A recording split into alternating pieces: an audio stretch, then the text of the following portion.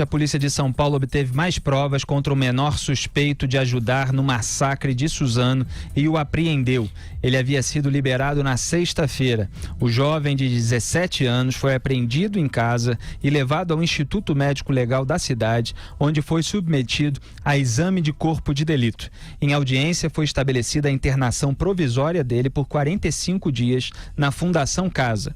Se terminado o prazo e não houver sentença judicial de internação definitiva, o Estatuto da Criança e do Adolescente determina a sua liberação. Em caso de sentença de internação definitiva, o prazo máximo é de 3 anos. Este caso lembra um outro. Recorda aqui o do estudante de 14 anos que, em outubro de 2017, matou 2 amigos e feriu outros 4 colegas em um colégio em Goiânia. Um deles, uma garota que ficou paraplégica. O assassino está detido em um centro de internação para adolescentes infratores em Anápolis e sairá de lá em no máximo 1 ano e meio. Ele cumpre a pena máxima prevista pelo ECA, que, como eu disse, é de 3 anos de internação para recuperação. Então, um criminoso desse pode ser solto aí depois de uma pena muito curta para o crime que ele cometeu.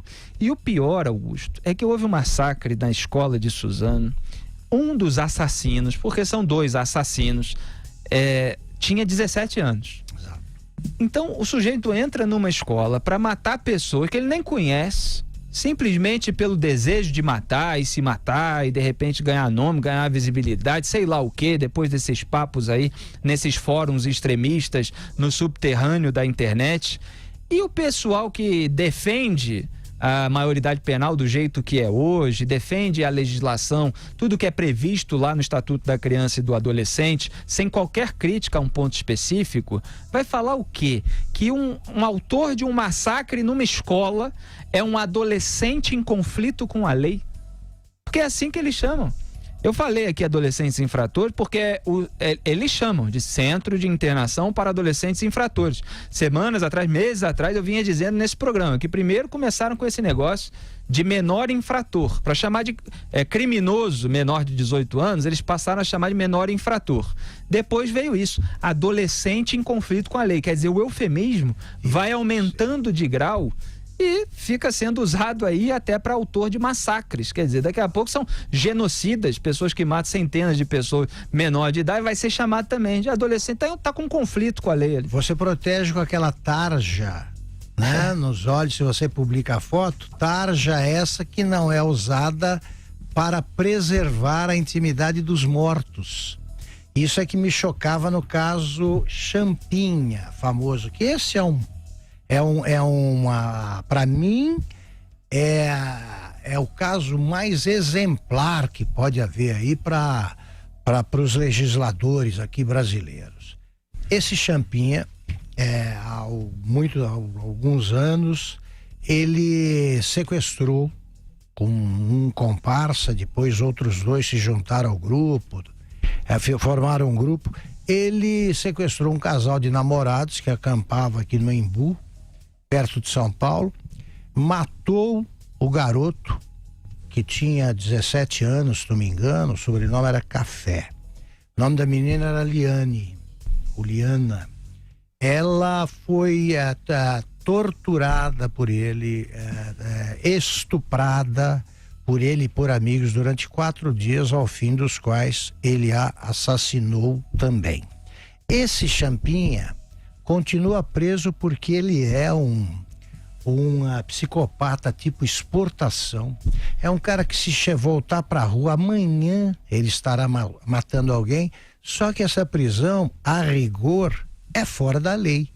Ele não poderia continuar preso porque venceram esses prazos aqui que o Felipe mencionou.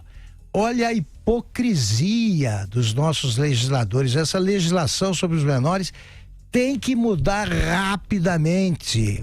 Não há poucos países são tão civilizados quanto a Inglaterra, certo? Aquele caso que tem uma filmagem perturbadora, né, angustiante, que mostra 2 garotos levando um menino pelas mãos e eles vão matar. Esses garotos foram condenados pela justiça inglesa quando chegaram a idade adulta, cumpriram pena como adulto, estão presos até hoje. Isso sim é tratar assassino como se deve. No Brasil, você nem prende, apreende o menor infrator, que agora é adolescente em conflito com a lei. Isso é cobrado em concursos públicos, defensoria, promotoria. Esse que atirou com o revólver, o outro que deu o menino, o rapaz de 17 anos que fez o que fez em Suzano. Ele morreu, né? Mas se tivesse se tivesse vivo, deveria ser tratado como um adolescente em conflito com a lei. Eu queria que os filhos dos legisladores vivessem esse tipo de problema que viveram os meninos de Suzano, para saber do que ele chamaria o assassino. José Maria Trindade. Um garoto de 17 anos, ele já sabe muito bem o que faz e como faz, isso tem que ser modificado mesmo. Nesse caso aí, desse garoto do Guilherme, né, de 17 anos, ele nem estava escondido atrás dessa legislação, ele nem sabia. Se ele soubesse, ele nem teria morrido lá, porque ele matou o comparsa, né?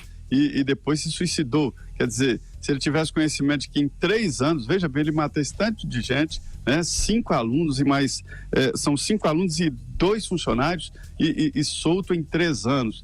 Nesse caso aí do terceiro elemento, né? O terceiro monstro dessa barbárie aí, é diferente, porque ele ficou para trás, mas o outro não estava lá no cenário. A polícia investigou, viu, Felipe Augusto? Mostrou que ele comprou uma bota militar coturno, né? Igual aos outros. Mostrou que ele tinha desenhos de pessoas mortas, tinha fixação por isso e tal. Há uma indicação direta e só por isso ele foi apreendido, né? Foi apreendido exatamente por isso. Deve ser condenado, pega 3 anos de reclusão em condições especiais, né? E pronto. Agora, há meios, né, de segurá-lo através de laudos psiquiátricos. Vamos ver a reação dele. É uma coisa tão horrorosa que nem deve ser analisado nesse código de adolescente, e sim um código de monstruosidade. O que aconteceu em Suzano é uma coisa que agride a todos, até fora do Brasil. Uma pessoa que fica sabendo disso lá no Japão, lê uma notícia dessa, se sente agredida e se sente ofendida como ser humano em ver tanta barbárie assim. É só para lembrar que uma irmã desse indivíduo agora que foi apreendido, né, estava na linha de tiro e foi poupada. Esse terceiro elemento que foi, dá até vergonha de dizer, apreendido. Ele está vivendo aí uma situação análoga à prisão provisória, né? Que é a internação provisória, com todos esses eufemismos aí no trato de adolescentes, como esse pessoal costuma chamar os bandidos também. Então ele está vivendo o equivalente na prática à prisão provisória, então por 45 dias, e se houver sentença judicial, ele pode continuar apreendido, né? Senão ele vai para a rua. Quer dizer, se fosse adulto, o juiz poderia determinar a conversão da prisão provisória em prisão preventiva e ele permanecer mais tempo na cadeia até, quem sabe, uma segunda turma do STF soltar, como fez com o José Dirceu. Falando nisso, o adolescente de 17 anos, aqui, por favor, coloquem muitas aspas quando eu uso essas expressões que amenizam a gravidade do crime que esse pessoal provocou. Então, esse sujeito de 17 anos, suspeito de participação no massacre em Suzano, que foi apreendido hoje, é considerado pelos investigadores um mentor intelectual e uma pessoa fria. Foi o que publicou o Estadão agora há pouco. O acusado foi levado para uma unidade da Fundação Casa, como a gente havia dito aqui, depois do pedido, depois da Justiça aceitar o pedido de internação provisória. E segundo o delegado Alexandre Dias, os investigadores estão convencidos de que este rapaz teve envolvimento no ataque e atuou no planejamento do crime. Abro aspas aqui para o delegado. É uma pessoa fria com toda certeza. Ele foi mentor intelectual, comprou objetos que poderiam fazê-lo participar do delito e teve participação junto dos autores na compra desses objetos. E documentos obtidos pelo Estadão mostram que o rapaz trocou mensagens com professores e colegas logo após o ataque e disse que nem cheguei a chorar ao comentar o crime. Quer dizer, é um recado de absoluta frieza e perversidade você trocar esse tipo de mensagens com os professores e colegas que viveram aquele dia de pânico. Augusto, adolescente, então assim, mentor intelectual de 17 anos de um massacre de alunos e funcionários da escola em Suzano. Esse sujeito tinha que ficar preso por muitos anos e infelizmente a nossa legislação prevê ali um máximo de 3 anos de internação que geralmente nem sequer são cumpridos. Sem dúvida, são tratados como meninos, né? Por esse pessoal aí que quer vítima de cegueira, portadores, né, de cegueira ideológica, acham que não, isso aí aconteceu porque o pai xingava, o pai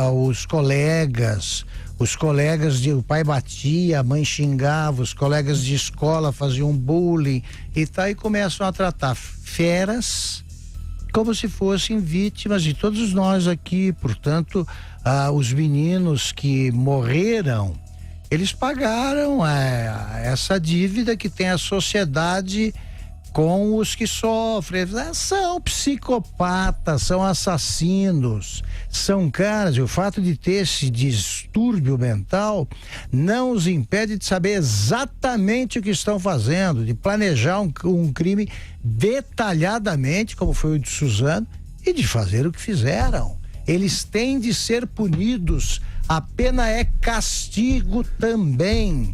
Ela não é esse negócio de ressocialização, não. Em alguns casos sim, mas é castigo. Quem mata tem de ser punido. José Maria Trindade. E é interessante dizer que não é culpa do juiz, não. Isso é a legislação, né? Eu vejo até vantagens no ECA, no sentido de que o juiz, em 45 dias, o juiz pode condenar. Por 3 anos é o limite, mas pode condenar. Eu gostaria que fosse assim para todos os crimes, de forma rápida, que o juiz poderia condenar em 45 dias. Agora, 3 anos é muito pouco, né? Mesmo que fosse 3 anos para cada uma das vítimas, isso já seria muito pouco também. Existem várias propostas. Eu acho que o ECA poderia continuar assim, o juiz tendo autonomia para condenar ali em 45 dias, né? Só que uma pena bem maior e ficando esse indivíduo sob a necessidade de um laudo psiquiátrico para ser preso. Poderia ser até indefinidamente. Mas